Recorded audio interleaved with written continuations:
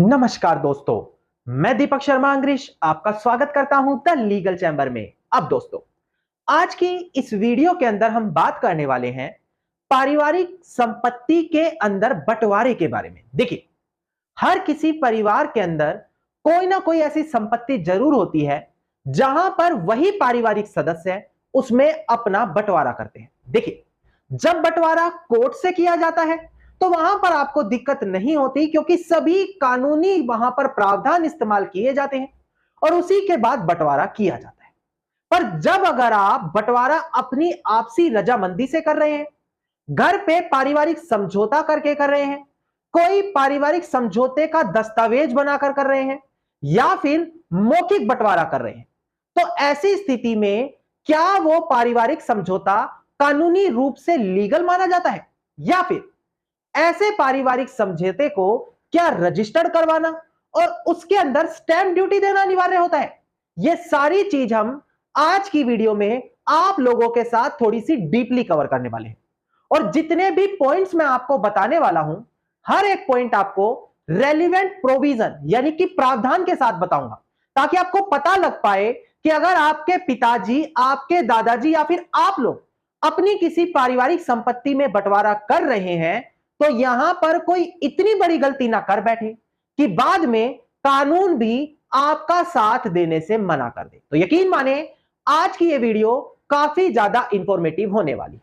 अब दोस्तों, अगर आप लोगों को हमारी ये वीडियोस अच्छी लगती हैं, अगर आप लोगों को हमारी तरफ से किए गए एफर्ट्स अच्छे लगते हैं, तो मेरा आप लोगों से अनुरोध है, इस वीडियो को आप लाइक जरूर करें, ज्यादा से ज्यादा शेयर जरूर करें और अपना वैल्यूएबल कमेंट सेक्शन में जरूर लिखें। तो चलिए दोस्तों, अब आज की इस वीडियो को हम ज्यादा लंबा ना करते हुए आज की इस वीडियो को स्टार्ट करते हैं।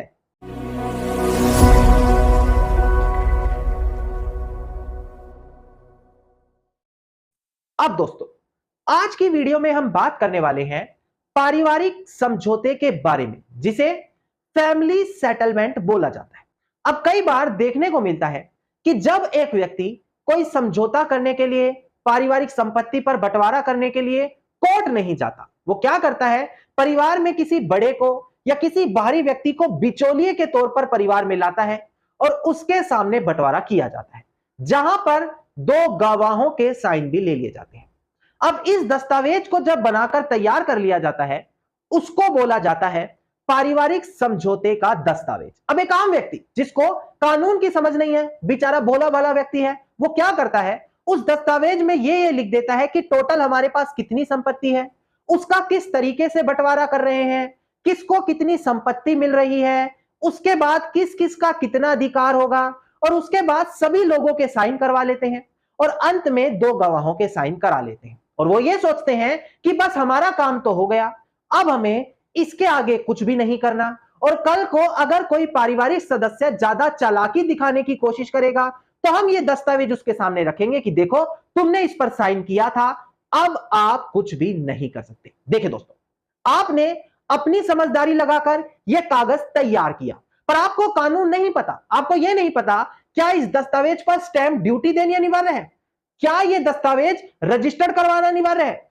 क्योंकि अगर आपने ये दोनों गलती करी, स्टैंप ड्यूटी नहीं दी या उसको रजिस्टर नहीं कराया, तो जो हमारा इंडियन स्टैंप एक्ट है या रजिस्ट्रेशन एक्ट 1908 है, अगर आप स्पेसिफिकली सेक्शन 49 देखें तो वो बोलता है, अगर कोई पारिवारिक समझौते का दस्तावेज है जिसको आप लोगों ने रजिस्टर्ड नहीं कराया, तो हम उसको कोर्ट केस के दौरान एविडेंस के तौर पर स्वीकार नहीं करेंगे। अब देखिए, आपसे हो गई गलती, आपने समझदारी लगाई, कागज तैयार किया, साइन लिए, गवाहों के साइन करे, पर कानून का क्या, आपने कानूनी प्रावधान नहीं पढ़े क्योंकि आपको पता ही नहीं।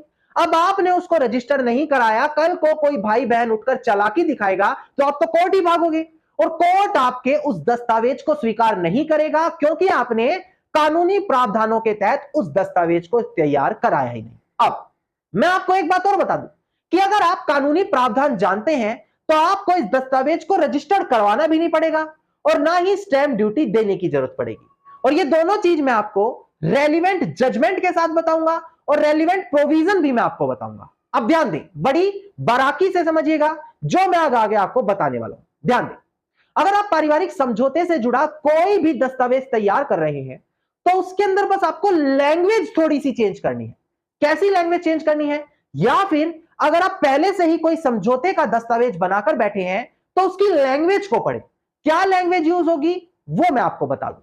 देखिए, अगर आप लिखेंगे कि हम आज के दिन बैठकर संपत्ति का बंटवारा कर रहे हैं और बंटवारा करने के बाद जिसके हिस्से में जो हिस्सा आएगा वो उस पर कब्जा ले लेगा और उसका उस पर हक हो जाएगा, तो ऐसे दस्तावेज को पढ़ने से साफ पता लगता है कि इस दस्तावेज के बाद ही इन लोगों में आपस में बंटवारा हुआ है और उसी दिन से बंटवारा माना जाएगा। यहां पर आपका यह दस्तावेज ही आप लोगों में बंटवारा करा पाने में सक्षम रहा, तो फिर अब इस दस्तावेज को आपको रजिस्टर्ड करवाना पड़ेगा, क्योंकि इसी दस्तावेज के आधार से आपका अपनी उस संपत्ति पर एक राइट बना है। और सेक्शन 17 रजिस्ट्रेशन एक्ट 1908 कहता है कि अगर कोई ऐसा दस्तावेज है जो किसी का राइट डिक्लेयर करता है तो उस दस्तावेज को रजिस्टर्ड करवाना अनिवार्य है।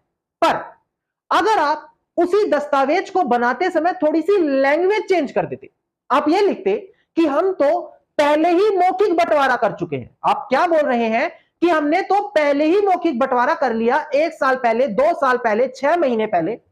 अब तो हम केवल याददाश्त के तौर पर इस दस्तावेज को तैयार कर रहे हैं ताकि कोई भी पारिवारिक सदस्य उठकर आगे चलकर कोई भी दिक्कत ना पैदा करे। अब जब आपका यह दस्तावेज पढ़ा जाएगा तो इसको पढ़ते समय साफ ये निर्धारित हो जाएगा कि इस दस्तावेज ने आपका कोई बंटवारा नहीं कराया, बल्कि आप तो साल भर या 6 महीने पहले ही मौखिक बंटवारा कर चुके थे और उस मौखिक बंटवारे से आपका बंटवारा हुआ था। इस दस्तावेज को केवल याददाश्त के तौर पर बनाया गया था। तो सेक्शन 18 रजिस्ट्रेशन एक्ट 1908 कहता है अगर एक ऐसा दस्तावेज है जो आपका राइट नहीं डिक्लेयर कर रहा, पहले ही आपका राइट डिक्लेयर हो चुका है मौखिक बंटवारे में जो हुआ था, तो आपको उस दस्तावेज को रजिस्टर्ड करवाना जरूरी नहीं होगा। तो देखिए कैसे ही दस्तावेज भी फैमिली सेटलमेंट की तरह ही बना, वही पारिवारिक सदस्य हुए, उन्हीं लोगों के साइन हुए, 2 लोगों के गवाहों पर साइन हुए, बस क्या हुआ, थोड़ी सी लैंग्वेज चेंज की गई और उसके आधार पर आप वहां पर रजिस्ट्रेशन कराने से बच गए। जो आपका पैसा लगना था वो आपका बच जाएगा। अब आप कहेंगे सर ऐसा तो आप बोल रहे हैं, हम कैसे माने? देखिए, मैंने आपको प्रोविजन बताए, सेक्शन 17, सेक्शन 18, रजिस्ट्रेशन एक्ट 1908, जो आप खुद भी पढ़ेंगे तो भी आपको क्लियर हो जाएगा। फिर भी आप लोगों के लिए मैं एक रेलिवेंट जजमेंट भी सुप्रीम कोर्ट की क्लियर कर दूं ताकि आपको यह बात क्लियर हो जाए कि मैं जो भी बातें बोलता हूं 110% जेन्युइन होती है। अब एक बार डिस्प्ले पर ध्यान दें, एक काफी महत्वपूर्ण जजमेंट थी ऑनरेबल सुप्रीम कोर्ट की, रविंदर कौर गरेवाल वर्सेस मंजीत कौर। ध्यान दीजिएगा, इसका सिविल अपील नंबर है 7764 ऑफ 2014 और डेट ऑफ जजमेंट है इसकी 31 जुलाई 2020। काफी बड़ी जजमेंट है।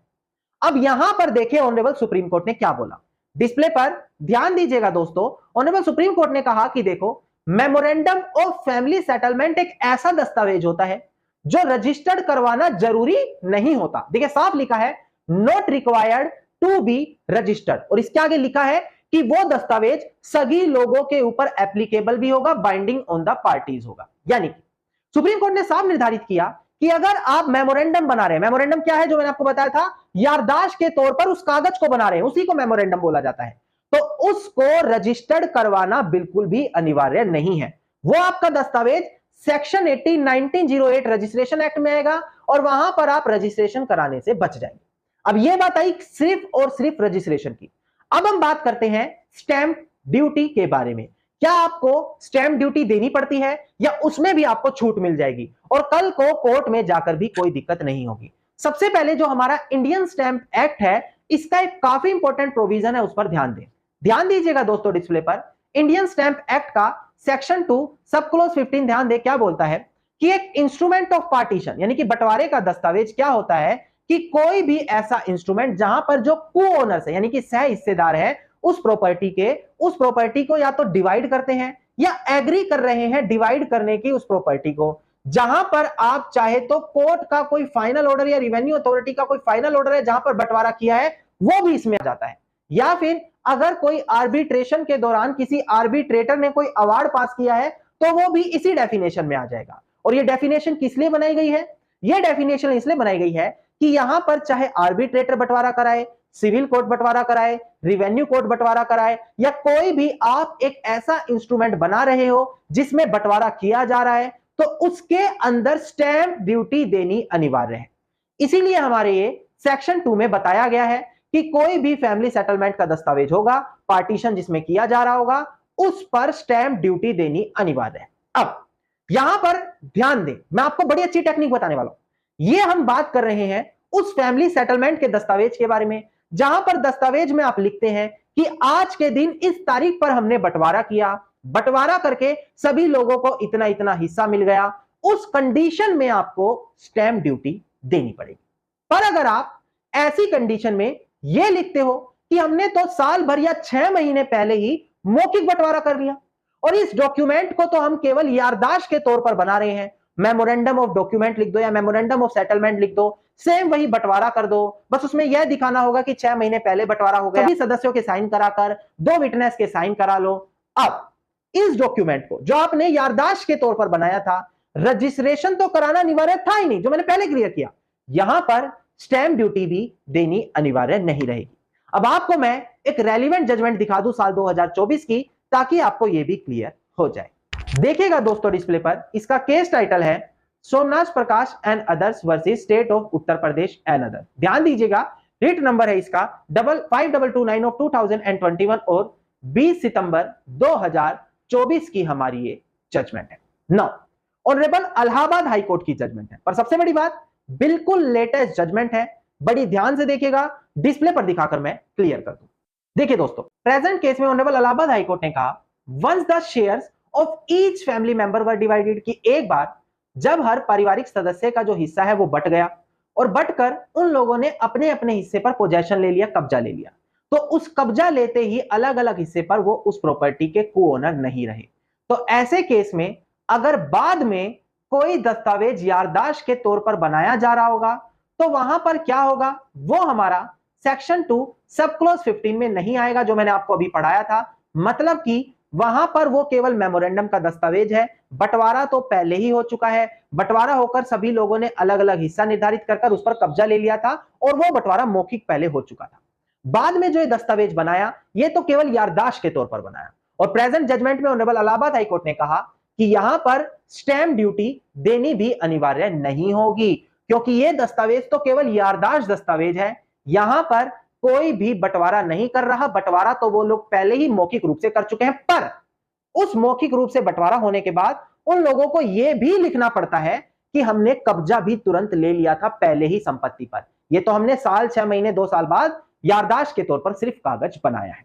तो यहां पर मैंने रेलिवेंट जजमेंट एक एक प्रोविजन की, रजिस्ट्रेशन एक्ट का कौन सा लगता है, इंडियन स्टैंप एक्ट का कौन सा लगता है, कब आपको स्टैंप ड्यूटी और रजिस्ट्रेशन करानी जरूरी है, कब आप स्टैंप ड्यूटी और रजिस्ट्रेशन से बच सकते हैं, इसके बावजूद भी कोर्ट में अपना दस्तावेज स्वीकार करा सकते हैं, हर एक जानकारी रेलिवेंट जजमेंट और रेलिवेंट प्रोविजन के साथ क्लियर करी। और उम्मीद करता हूं हमारी ये वीडियो आप लोगों के लिए काफी ज्यादा मददगार साबित होगी। अगर आपको आज की वीडियो अच्छी लगी तो वीडियो को आप लाइक, शेयर और कमेंट जरूर कीजिएगा। वीडियो से जुड़ा अगर आपका कोई क्वेश्चन है तो आप मुझे कमेंट सेक्शन के अंदर लिख सकते हैं। अगर आप लोग अपने किसी पसंदीदा टॉपिक पर वीडियो पाना चाहते हैं तो यहां पर कमेंट सेक्शन में अपना पसंदीदा टॉपिक लिख सकते हैं। और अगर आप इसी प्रकार की इंफॉर्मेटिव वीडियोस रोजाना पाना चाहते हैं तो चैनल को तुरंत सब्सक्राइब करके नोटिफिकेशन बेल आइकन आप जरूर दबा दें।